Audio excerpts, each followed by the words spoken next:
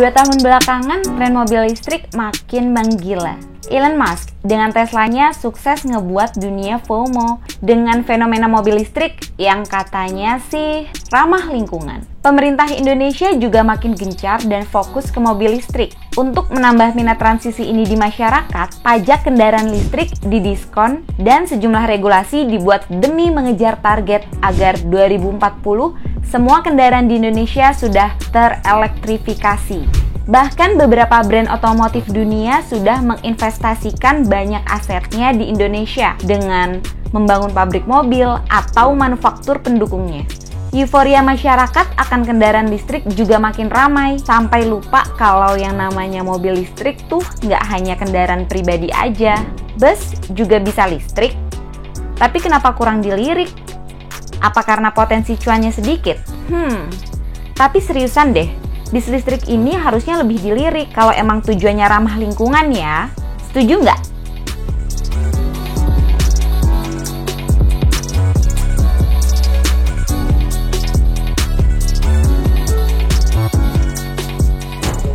Halo Sobat Lingkungan, selamat datang di podcast Ngobrol Lingkungan. Kali ini bersama aku, Ningrum Lestari, yang jujur aku lagi happy banget hari ini karena aku mendapatkan 2 kesempatan istimewa sekaligus. Yang pertama, aku mendapatkan kesempatan untuk ngobrol lebih jauh tentang perkembangan bus listrik. Dan yang kedua, aku mendapatkan kesempatan untuk langsung ngobrol tentang perkembangan bus listrik di atas bus listriknya Transjakarta.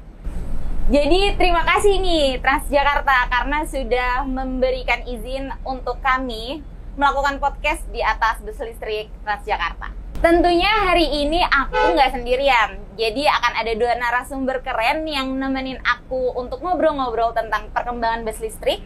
Tapi sebelum aku memperkenalkan 2 narasumberku, jadi aku mau disclaimer dulu nih, kalau bis yang aku sedang naikin ini memang tidak ada penumpangnya.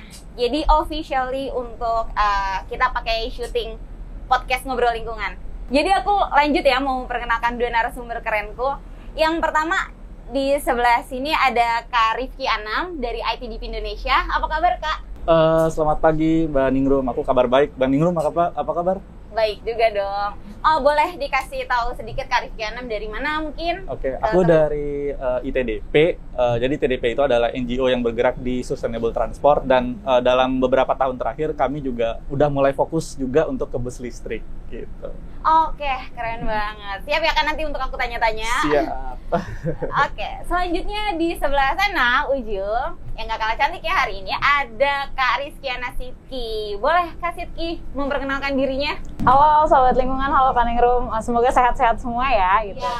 Jadi mungkin singkat sedikit perkenalkan, aku Sidki dari Greenpeace Indonesia yang sekarang tergabung di kampanye kota gitu. Nah, salah satunya kita lagi fokus juga riset soal mobilitas perkotaan ya. Gimana sih, bisa nggak sih kita menciptakan transportasi yang memang benar-benar ramah lingkungan gitu. Mungkin gitu dulu spoiler dikitnya Kak Ningrum.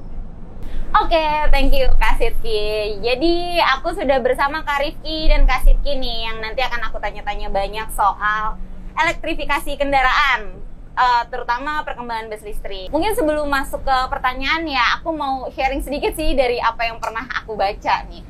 Aku tuh pernah baca kalau di negara-negara seperti Amerika, Inggris, China, dan mungkin ada beberapa negara lainnya juga yang memiliki target itu di tahun 2030 sampai 2040 sudah mulai berhenti menjual transportasi yang kendaraan yang berbahan bakar fosil.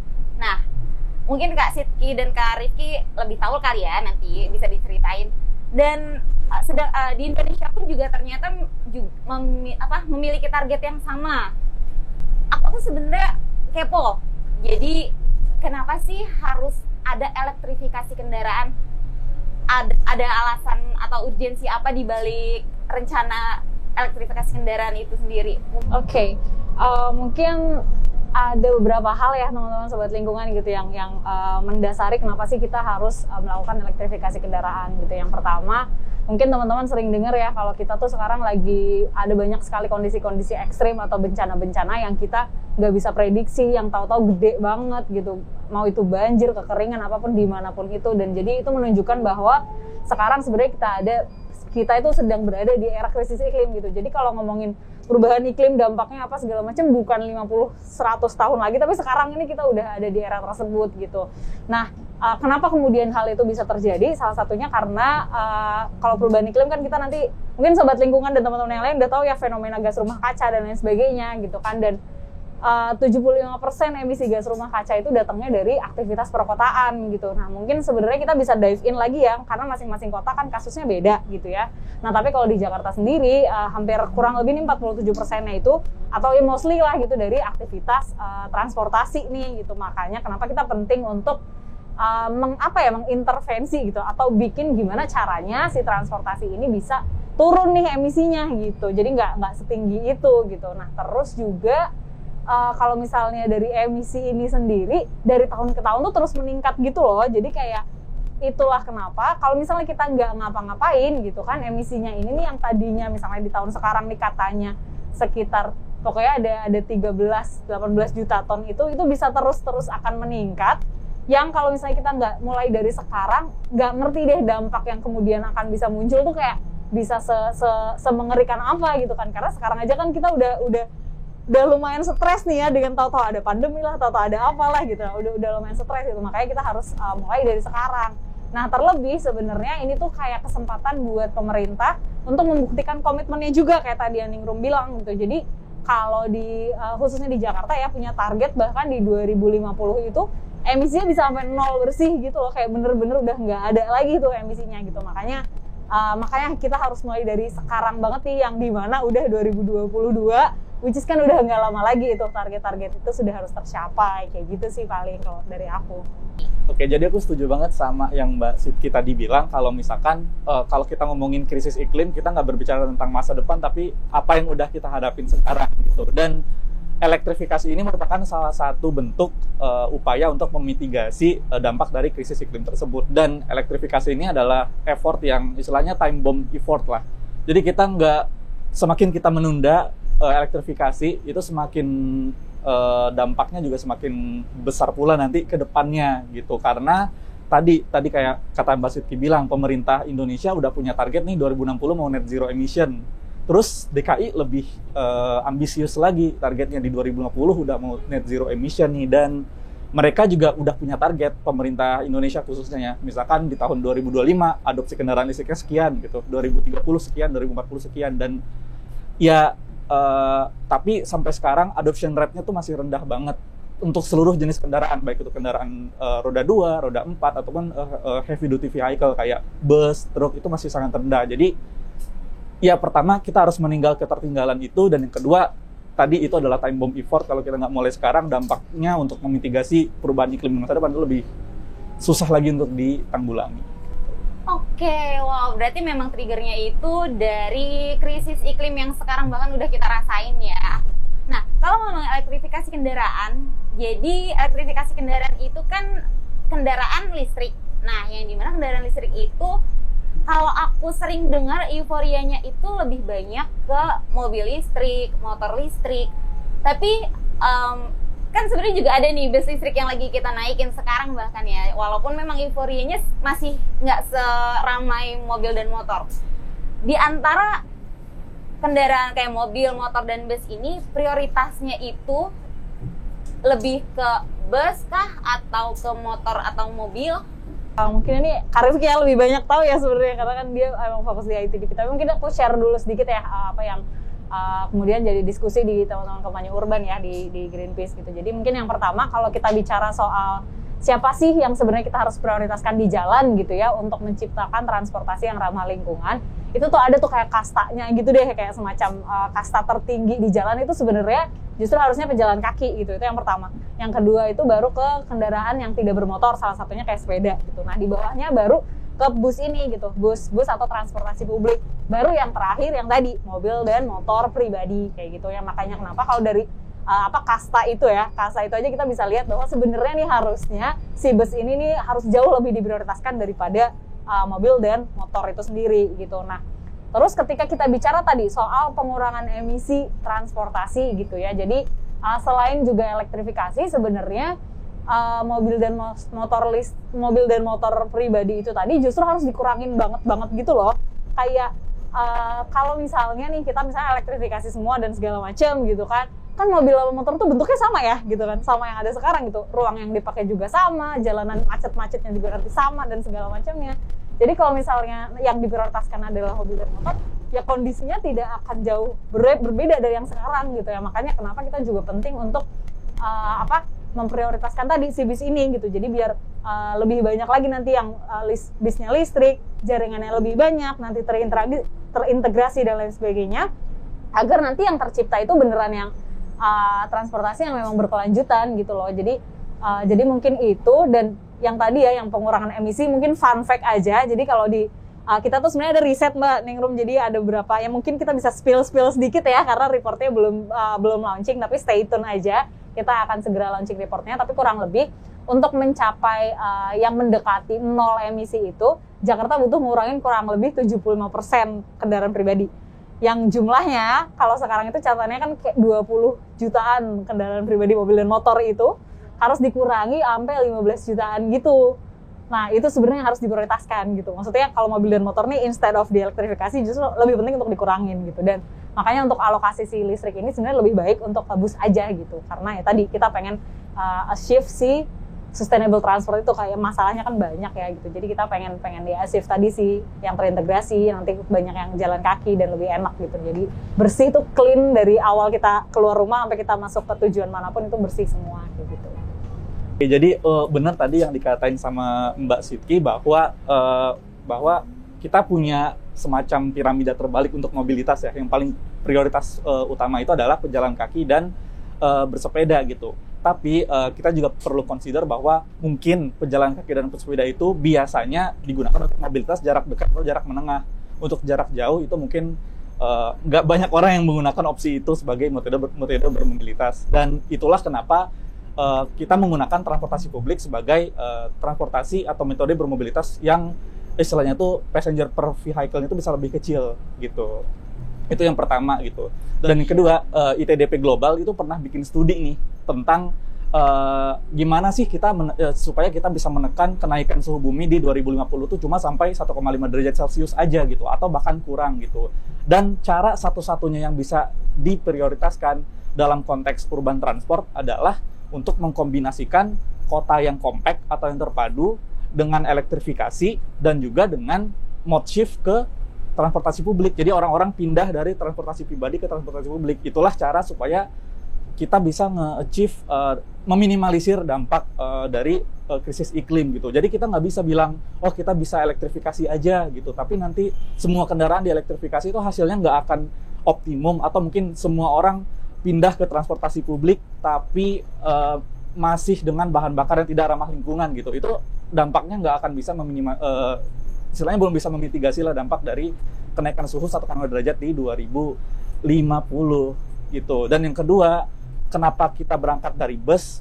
Mungkin bus ini dia fleksibilitas operasionalnya nggak setinggi kendaraan pribadi ya. Kan kalau orang naik kendaraan pribadi bisa kemana gitu. Karena kalau bus ini kan dia cenderung bergerak di rute yang sama, ujung-ujungnya sama. Jadi nanti misalkan pemerintah mau membangun fasilitas pengisian daya atau charging infrastructure yang pasti ada demand-nya, si bus ini kan perlu ngisi baterai, perlu pengisian daya baterainya gitu kan. Itu mungkin bisa dimilai dari rute-rute yang emang udah ada di deploy bus listrik gitu. Jadi itu bisa istilahnya ada yang udah ada generate demand-nya gitu. Dan yang paling penting adalah tadi kalau misalkan kita mengkonvert semua kendaraan istilahnya kendaraan bermotor berbasis diesel ke kendaraan listrik, itu nggak bakal menyelesaikan masalah-masalah yang timbul karena kendaraan bermotor itu kendaraan pribadi itu sendiri, kayak car dependency dan lain sebagainya gitu. Jadi emang kita bisa mulai ini dan harus mulai ini dari transportasi publik, yaitu bus listrik gitu. Oke, thank you nih Kak Sitki dan Kak Rifki, jawabannya cukup panjang, tapi semoga sobat lingkungan jadi terjelaskan ya sama jawaban dari Kak Sitki dan Kak Rifki ini. Berarti kita bisa, aku memahaminya nih prioritasnya adalah bus karena di dalam hierarkinya untuk transportasi pun juga bus lebih bisa menekan emisi untuk ya tadi yang komitmen pemerintah untuk membantu meredakan krisis iklim ya gitu. Oke, sahabat lingkungan, aku mau ngasih info sedikit sih. Jadi bis yang aku bersama Kak Sidki dan Kak Rifki tumpangi ini berangkat dari depo Transjakarta di Cawang dan ini menuju ke rutenya yang di Tanah Abang hingga ke Kampung Melayu. Jadi bus listrik ini masih belum mengangkut penumpang dan masih dalam tahap uji coba. Tadi itu Kak Rifki sempat menjelaskan terkait kurang lebih habit dari masyarakat lah ya. Nah, untuk menjadikan bus listrik sebagai prioritas, gimana nih caranya? Mungkin ada tips-tips dari Kak Rifki atau Kak Sidki untuk ngasih bagaimana sih nih ngasih tahu ke masyarakat luas terkait kendaraan elektrifikasi kendaraan terutama bus listrik ini. Jadi mungkin menurut aku sebagian besar masyarakat kita itu orangnya mungkin cukup realistis ya lah dalam memilih metode atau moda transportasi apa yang dia mau pakai untuk bermobilitas gitu. Jadi mungkin banyak yang peduli juga isu-isu lingkungan ya. Kalau misalkan bus listrik ini udah bisa menekan gas rumah kaca dan lain sebagainya, tapi kan mereka mungkin belum merasain dampaknya langsung ke diri mereka sendiri. Jadi yang bisa kita mulai menurut aku mungkin apa yang mereka bisa dapat ketika mereka menggunakan bus listrik. Oh, lebih nyaman karena polusi suaranya lebih berkurang. Ini kan kita lagi ngetek di sini senyap banget kan, kayak nggak ada suara kendaraannya gitu kan. Terus yang kedua, kalau yang bus listrik Transjakarta ya, itu udah lebih fasilitasnya lebih meningkat, udah ada charging port dan lain sebagainya. Jadi orang lebih nyaman juga untuk naik kendaraan listrik. Jadi kita bisa mulai dari sana gitu. Instead of maksudnya kita fokus ke hal yang mungkin mereka sendiri belum tahu dampaknya apa gitu. Jadi dampak yang mereka langsung bisa rasakan itu yang mungkin kita bisa gunakan atau prioritaskan sebagai bahan untuk istilahnya kampanye menggunakan bus listrik itu sendiri gitu. Itu mungkin kalau menurut aku. Oke, boleh kalau dari Kak Sidki? Kalau dari aku mungkin ada dua hal ya. Yang pertama lebih ke kayak introspeksi sih, maksudnya kayak kan mungkin teman-teman yang tadi ya kalau soal benefit dan lain sebagainya, tapi mungkin untuk orang-orang yang sudah aware dan mulai sadar bahwa I need to do something gitu, kayak gatel gitu kalau misalnya nggak melakukan apa-apa nih, kayaknya udah tahu banyak masalah lingkungan tapi gue nggak ngelakuin apa-apa. Nah itu tuh bisa dimulai dari sebelum nih kita melangkahkan kaki keluar rumah, kita tuh kayak bisa introspeksi dulu nih di sini, kayak kita mikir dulu, perjalanan ini harus banget nggak sih gue lakuin gitu, perjalanan ini harus banget nggak sih kita mengeluarkan emisi gitu untuk kegiatan ini. Kita kan bisa, sekarang kan udah zamannya banyak yang online, banyak apa, bisa nggak ya ini cukup dengan email misalnya, bisa nggak ya cukup dengan video call yang kita tidak perlu melakukan perjalanan ini. Itu sih paling. Jadi yang pertama introspeksi lagi gitu, kalau misalnya memang butuh banget nih ya, memang harus banget kita keluar, kayak lebih, kalau anak sekarang kan suka mental health dan segala macam gitu ya, kayak lebih mindful lagi gitu dalam memilih moda transportasi. Jadi mungkin itu dulu yang pertama, kita reduksi transportasi kita, mobilitas kita, perjalanan kita kepada hal-hal yang memang benar-benar penting aja dulu gitu. Tapi kalau misalnya pun harus keluar gitu kan, harus melakukan perjalanan, itu kita bisa lebih mindful teman-teman gitu, sobat lingkungan, untuk memilih transportasinya gitu, memilih modanya gitu, pilih mana yang memang lebih rendah emisinya gitu kan. Barangkali bisa mulailah dari situ sih kalau aku. Terus kalau misalnya poin yang kedua adalah kan sebenarnya banyak sekali ya orang-orang yang punya kanal-kanal publikasi ya, kanal-kanal publikasi, channel, nggak cuma teman-teman ITDP kan sekarang dengan kampanyenya, teman-teman Greenpeace juga dengan kampanyenya, tapi nggak cuma secara organisasi ya.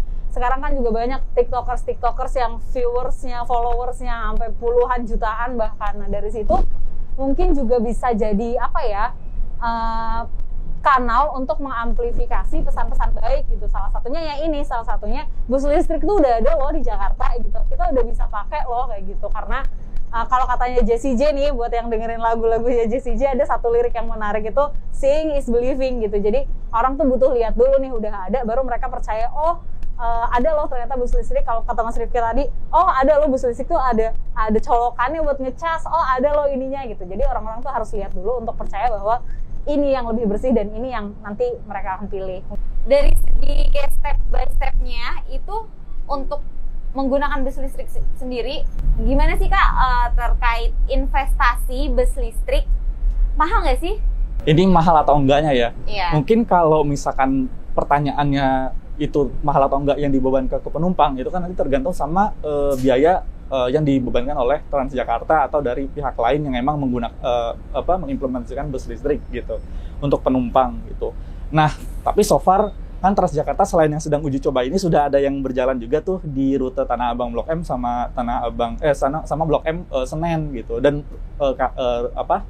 harganya sih masih sama, jadi nggak dibedain gitu. Itu dari kacamata penumpang ya gitu. Tapi kalau dari kacamata operator dan penyedia jasa, emang salah satu masalah lah dalam penyediaan bus listrik ini adalah harganya tuh masih mahal. Harganya tuh bisa sampai 2 sampai 2,5 kali lipat dari harga bus konvensional gitu. ITDP bilangnya biasanya bus konvensional atau bus diesel gitu.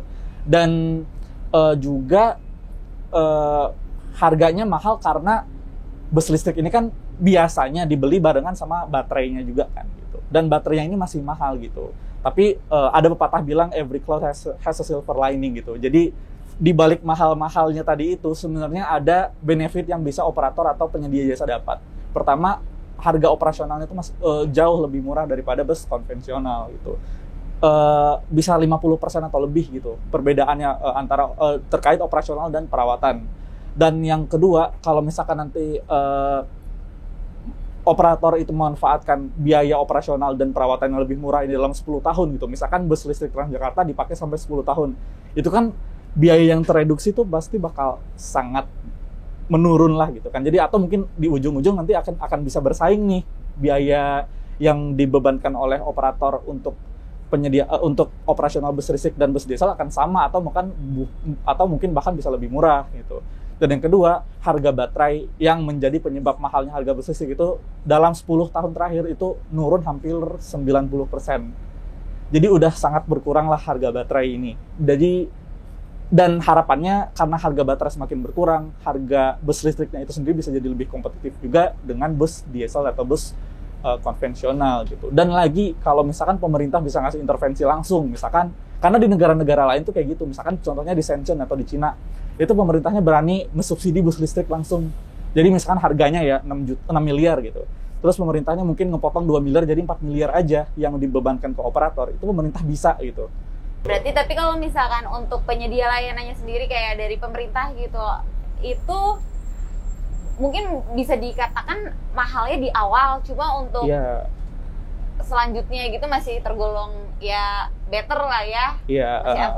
Jadi tadi selain baterai juga biasanya operator juga harus nyediain infrastruktur pengisian dayanya kan gitu. Itu kan kalau di bus diesel ya udah pakai SPBU aja atau mungkin pakai stasiun pengisian gas karena kan bus Transjakarta ada yang CNG ya, ada yang kompresi natural gas kan gitu, dan itu nggak disediakan oleh operator. Jadi ya itu sih, tapi ya dalam jangka panjang akan lebih bersaing sih. Oke, Kak Rifki sempat menyinggung soal energi yang digunakan juga kan ya. Nah, mungkin aku sekarang sedikit mengalihkan ke Kak Sidki nih gantian nanti, tapi kalau Kak Rifki punya tanggapan juga boleh di-share. Kak Sidki, untuk elektrifikasi kendaraan itu pasti terkait listrik dan juga energinya yang digunakan. Nah, menurut pandangan Kak Sidki gimana nih pandangan terkait energi yang digunakan masih belum hijau nih. Let's say masih menggunakan listrik dari batu bara ya, yang mungkin sobat lingkungan juga tahu lah ya, batu bara nggak baik banget gitu untuk lingkungan. Boleh di-share pandangan dari Kak Sidki? Jujur ya, tentang sobat lingkungan itu pertanyaan yang mungkin jadi pertanyaan banyak orang juga ya, kayak kan listriknya masih dari batu bara juga gitu, masih emisi dan segala macam gitu. Jadi di sini sebenarnya satu hal, ini sebenarnya diskusinya bisa panjang banget, dan I hope nanti ada episode khusus nih bahas lebih dalam soal transisi energi ini. Tapi mungkin aku bisa spill sedikit aja gitu, share soal sebenarnya gimana sih gitu dengan yang sekarang, kondisinya sekarang gitu. Jadi pertama kalau kita bicara soal emisi itu kan nanti ada emisi langsung, ada emisi tidak langsung gitu ya. Emisi langsung tuh yang bisa kita lihat dari knalpot tuh ya, knalpot motor, knalpot bis segala macam kita lihat. Nah, itu emisinya di situ gitu. Nah, kalau emisi-emisi yang tidak langsung atau yang tersembunyi ini adalah emisi yang dari kayak ibarat kata prosesnya nih dari awal si bis ini dibuat sampai ada di sini, sampai ke listriknya dari mana, apa segala macam, pokoknya semuanya itu dihitungnya emisi tidak langsung gitu. Nah, memang kalau berbicara soal emisi langsungnya dari kendaraan listrik itu emang nggak ada gitu, emang tidak ada emisinya gitu. Namun emisi tidak langsungnya ini yang masih jadi PR ya dalam tanda kutip gitu. Maksudnya kita tahu kalau misalnya kita ngomongin Jakarta, itu supply listriknya itu masuk ke jaringan Jawa, Madura, sama Bali gitu. Jadi kita kayak satu jaringan gede itu, pembangkitannya untuk sejaringan itu. Nah, kalau misalnya kita cari tahu nih gitu kan, tadi kan kita pemerintah tuh punya target untuk mengurangi emisi ya gitu kan, mengurangi emisi. Tapi sayangnya di rencana umum penyediaan tenaga listrik yang terbaru, teman-teman bisa share atau cari tahu lagi ya soal RUPTL itu. Tapi di rencana itu even sampai tahun 2030 itu masih 66% akan datang dari batu bara nih listriknya gitu. Itu udah di 2030 yang which is adalah merupakan gitu kan target yang kita pengen reduce tuh emisinya gitu kan. Tapi kan ternyata masih batu bara sampai saat tahun itu gitu kan. Terus sekarang gimana kondisinya? Nah, sekarang masih kalau dari RUPTL itu datanya 75%-nya itu masih dari batu bara kayak gitu. Nah, terus kalau kondisi kayak gitu apa yang terjadi gitu kan? Kalau misalnya kita masih kayak gitu dan masih terus sampai 2030, even more sampai 2050, yang pertama mungkin kalau misalnya nanti seiring dengan berjalannya waktu kendaraan listrik akan jadi lebih banyak, mungkin yang terjadi adalah emisi di Jakarta mungkin turun gitu. Emisi secara lokal di Jakarta mungkin akan turun. Tapi emisi tadi di jaringan Jawa, Madura, Bali dengan PLTU yang banyak banget itu bisa jadi akan meningkat justru gitu. Jadi secara global akan meningkat. Jadi kompleks juga nih gitu kan permasalahannya gitu kan. Jadi nggak cuma kita ngomongin memurahkan si penyediaan bis listriknya, tapi juga kita perlu untuk solve yang ini nih, penyediaan listriknya yang sayangnya sekarang tuh kayak masih cenderung kayak dimudahkan itu yang energi kotor itu gitu, kayak misalnya batu bara dan lain sebagainya gitu. Tidak cuma listrik yang tadi susah banget masuknya dan kayak masih ribet. Nah, itu tadi kan kompleks banget ya, makanya hal itu tuh butuh intervensi bukan cuma dari Pemda DKI ya, pemerintah daerah di DKI Jakarta, tapi itu juga pemerintah gubernur yang ada di Jamali dan di seluruh Indonesia juga, dan bahkan pemerintah nasional gitu, untuk gimana sih kita bisa mengubah gitu. Yang tadi kenapa kok yang dimudahkan malah justru yang tinggi emisinya gitu, baik dari segi sumber energi listriknya maupun si tadi bis-bisnya atau misalnya kendaraan-kendaraannya. Mungkin itu sih, jadi butuh banget intervensi pemerintah kayak gitu. Oke, berarti kalau misalkan memang untuk menggunakan energi yang lebih hijau itu perlu ada campur tangan dari pemerintah langsung ya. Betul. Yang bantu untuk ya mulailah menggunakan energi terbarukan kayak gitu. Ngomong-ngomong soal energi nih, ada nggak sih selain listrik yang dari batu bara yang bisa digunakan untuk bus listrik ini? Jadi ITDP juga pernah bikin studi nih terkait elektrifikasi mikrotrans atau bus kecilnya Transjakarta yang kayak angkot gitu kan. Kan udah ada yang masuk sistemnya Transjakarta nih gitu. Kalau kita sesuai targetnya Transjakarta gitu, 3.000 bus kecil, 3.300 gitu di 2030 itu dielektrifikasi semua, itu penurunan emisi gas rumah kaca secara kumulatif sampai tahun 2030 itu bisa sampai 50-an%. Tapi kalau kita menggunakan solar PV untuk sumber energinya, kita mengoptimumkan lah ya, bukan 100% pakai solar PV, karena kan mungkin demand-nya juga perlu kita cek apakah sudah sesuai atau enggak gitu. Kalau kita mengoptimumkan penggunaan solar PV, itu penurunan emisi gas rumah kacanya bisa sampai 70-an%. Jadi lumayan signifikan nih gitu untuk penggunaan solar PV. Dan solar PV ini secara teori mungkin cukup mudah diimplementasikan gitu, karena sifatnya modular ya, dan istilahnya mungkin ini kan kita lagi di Kampung Melayu nih, mungkin bisa aja nanti pihak yang berwenang, entah itu Pemda DKI atau Transjakarta atau operator atau pihak-pihak lain juga, itu bisa install solar PV di atap-atap halte atau gimana gitu. Sebenarnya itu secara teori memungkinkan, tapi tadi kata Mbak Siti mungkin secara prakteknya masih agak sulit dan masih agak mahal untuk investasi awalnya gitu, karena masyarakat pun juga sebenarnya masih banyak yang nggak tahu sebenarnya kalau solar PV ini bisa loh mereka gunakan untuk sumber energi di rumah tangga mereka gitu. Tapi emang ketidaktahuan itu yang akhirnya buat implementasinya makin rendah juga gitu. Tapi emang tadi kalau misalkan elektrifikasi mikrotrans dimaksimalkan penggunaan solar PV-nya untuk sumber energi, itu bisa reduce-nya bisa sampai 70% lah gitu untuk gas rumah kaca, dan itu angka yang cukup signifikan gitu. Yang aku nambahin sedikit ya, solarnya bukan solar ya. Iya itu. Solar di sini kita tahu ya, solar di sini adalah energi surya ya. Jadi kayak PLTS gitu. Membangkit listrik tenaga surya atap gitu. Jadi terima kasih Mbak Siti. Nanti ada yang ngira bukan dari solar ya. Iya, ntar solar kita ya. mendukung gitu. Jangan, bukan. Tolong. Oke, berarti memang bisa pakai solar gitu. PV, solar PV. Gambarnya mungkin kayak solar panel gitu. Ya, mirip gitu, solar mirip PV gitu. Tapi memang karena masih mahal ya tadi masih ya. mahal, Jadi ketidaktahuan juga, dan mungkin juga komitmen dari pemerintah juga belum terlalu. Contohnya apakah nanti Transjakarta bus listrik apakah harus pakai solar PV? Apakah udah ada mandatnya untuk kayak gitu supaya energinya lebih hijau? Itu kan belum ada. Oke. Nah itu juga mungkin masih belum. Itu mungkin PR bagi pemerintah juga untuk mungkin memandatkan hal tersebut gitu. Oke. Catat PR mau pemerintah. Iya, seru. Oke, Kak Sidki dan Kak Rifki, pertanyaan selanjutnya nih. Apa sih keuntungan dari elektrifikasi kendaraan terhadap pengguna, terhadap kota, dan juga Transjakarta yang sendiri sebagai penyedia layanan? Boleh dijawab dari Kak Rifki dulu.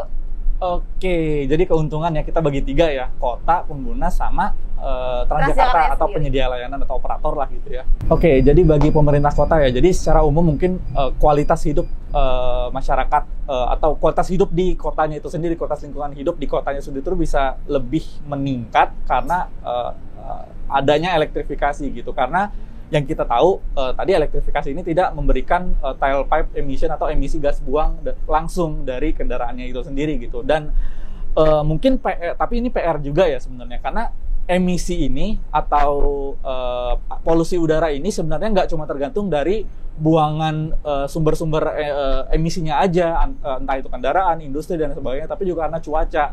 Jadi mungkin teman-teman kalau merhatiin di Jakarta pernah tiba-tiba kita langitnya biru banget, cerah gitu, tapi tiba-tiba jadi berpolusi seperti hari ini kita kayaknya tadi polusinya agak lumayan parah gitu. Itu kan nggak hanya karena si buangan yang ada di Jakartanya aja, tapi mungkin ada kiriman dari PLTU lain di sekitar Jakarta yang juga turut berpartisipasi dalam membuat membuat kualitas polusi di kualitas udara di Jakarta itu masih nggak terlalu bagus gitu. Itu yang pertama.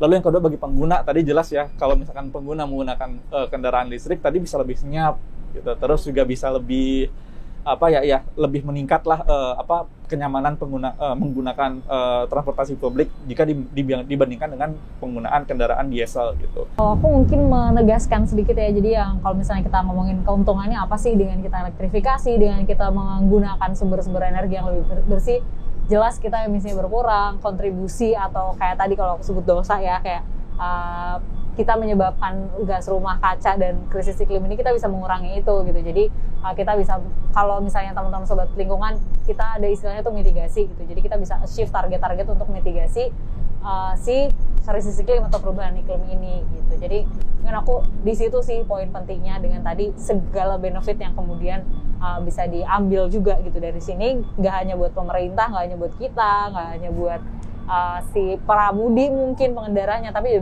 buat semua orang yang involved atau terlibat dalam elektrifikasi kendaraan ini. Ada manfaatnya semuanya. Oke, baik. Berarti sobat lingkungan bisa dengar juga ya kalau keuntungannya tuh ternyata cukup banyak, dan kalau dari segi kotanya bisa membantu untuk meredam emisi, terus untuk kitanya juga bisa jadi lebih nyaman, dan untuk Transjakartanya sendiri itu sebagai penyedia layanan juga bus listrik ini menjadi investasi yang baik. Jadi mungkin di awal yang mahal, untuk selanjutnya bisa jadi jauh lebih murah gitu ya. Apalagi harganya makin turun kan, harga baterainya juga. Harganya makin turun ya. Harga baterainya lebih menurun. Tuh. Jadi sahabat lingkungan, cukup kompleks sekali ternyata pembahasannya. Ya sedikit berasap nggak apa-apa ya, yang penting ngerti dan bisa, balik lagi, kita bisa membantu untuk mencegah krisis iklim ya. Pertanyaan terakhirnya adalah bagaimana sih mereplikasi bus listrik di kota-kota lain? Sedangkan kota-kota lain kan belum ada nih sistem transportasi bus gitu. Jadi untuk mereplikasi kendaraan atau bus listrik ke kota-kota lain itu aku ada 3 poin utama sih gitu. Gimana caranya untuk mereplikasi ini gitu. Yang pertama adalah build the basic-nya dulu. Tadi kayak Mbak Ningrum bilang, kota-kota lain itu nggak semua kota besar bahkan punya sistem bus yang mumpuni gitu. Mungkin bisa dihitung jari gitu, yang punya sistem bus, apalagi yang mungkin yang udah standar dengan Transjakarta mungkin nggak apple to apple lah, tapi yang sudah baik, udah bisa jadi, udah cukup reliable untuk melayani masyarakatnya itu mungkin cuma 1 atau 2 kota di selain Jakarta ini gitu. Dan ya itu PR pemerintah tadi untuk build the basic-nya, apa yang sih yang perlu mereka bangun dulu untuk membangun sistem transportasi publik yang baik. Terlepas itu nanti dia kendaraan diesel atau kendaraan listrik, tapi mereka udah punya. Dan hal-hal lain, mungkin infrastruktur dasar kayak misalkan bus stop, itu mungkin kalau teman-teman pernah jalan-jalan ke kota-kota lain, mungkin bus stopnya nggak bisa apple to apple dibandingkan dengan Transjakarta, tapi mungkin layak pun mungkin enggak, atau mungkin ada hal-hal lain yang emang perlu dibangun dulu nih dasarnya untuk membuat sistem transportasi publik yang bagus, terlepas itu diesel atau kendaraan listrik. Terus yang kedua adalah karena kendaraan listrik ini unik, dia nggak bisa sembarangan mengisi bahan bakar di SPBU yang udah tersebar luas di Indonesia. Jadi kita perlu tahu nih operasional analisisnya gimana, nanti rute yang mau diimplementasikan itu di mana, lalu nanti charging infrastrukturnya di mana, terus bus yang dipakai mau bus yang model apa yang menyesuaikan dengan topografi dan luas jalan, dan juga nanti demand-nya seperti apa, itu perlu dilakukan analisis itu gitu. Lalu jadi kita tahu nih, oh gini operasionalnya nanti baterainya gini, busnya gunain busnya panjangnya seberapa, gunain baterai dayanya berapa, charging infrastrukturnya baterai kapasitasnya berapa, charging infrastruktur dayanya berapa, dan lain sebagainya gitu. Lalu selanjutnya adalah ITDP sama ICCT Global itu pernah bikin publikasi namanya judulnya adalah You Must Walk Before You Can Run. Jadi istilahnya kita tuh nggak bisa ujuk-ujuk bisa langsung lari gitu. Dalam konteks bus listrik ini maksudnya. Jadi Transjakarta pun dengan sistem mereka yang mungkin dibanding kota lain udah cukup settle lah ya. Itu mereka ngadain uji coba dulu untuk tahu oh performance bus listriknya ini seperti apa, konsumsi dayanya seperti apa. Kalau dulu mereka uji coba di Blok M ke Balai Kota, kalau nggak salah ya, bus-bus sebelumnya, bus-bus yang model sekarang yang sedang dicoba itu beda lagi tuh lewat Kampung Melayu ke Tanah Abang kan, karena mungkin karakteristik rutenya beda. Oh mereka mau bandingin nih, kalau karakteristik rutenya beda, nanti performance-nya bakal seperti apa, itu bakal bedanya sejauh apa, itu kan perlu tahu juga. Terus busnya udah emang cukup reliable untuk digunakan atau tidak, itu kan mereka perlu tahu. Pun setelah nanti mereka melakukan tahap uji coba, tahap selanjutnya adalah tahap pilot. Jadi nggak langsung full implementation gitu. Yang kayak sekarang di rute 1N dan 1P dari Tanah Abang ke Blok M dan Blok M ke Senen, itu kan masih jumlah busnya masih terbatas, masih 30 bus, dan mungkin masih ada beberapa penyesuaian atau apa yang perlu di Transjakarta familiar dulu lah gitu dengan operasional bus listrik ini gitu. Baru nanti setelah itu full implementation, Transjakarta udah lebih paham gimana operasional bus listrik, apa yang perlu mereka siapkan, gimana perbandingannya dengan karakteristik rute yang berbeda, baru nanti bisa implementasi skala besar. Jadi emang perlu hati-hatilah mungkin karena teknologinya juga masih baru gitu kan. Oke, tadi Kak Rifki tuh udah sempat mention soal kalau bus Transjakarta itu juga ada charging stationnya, dan nanti akan ada vlog juga yang dibawakan oleh Mas Bondan terkait seberapa siap sih Transjakarta beralih dari bus konvensional ke bus listrik. Juga akan bahas tentang charging stationnya, dan Jakarta kan suka banjir ya. Nah, itu tuh nanti bis listrik akan aman gak sih menerjang banjir di Jakarta? Jadi nanti bisa kita saksikan di vlognya Mas Bondan. Oke, dikit lagi kayaknya kita udah mau nyampe Tanah Abang, dan aku mau berterima kasih ke kakak-kakak Transjakarta yang udah meminjamkan bus listriknya hari ini, jadi aku bisa ngobrol-ngobrol sambil jalan-jalan, dan jujur ini first time aku naik bus listrik juga. Segitu aja dari aku, sampai jumpa di video selanjutnya, dan selamat mencintai bumi. Dah.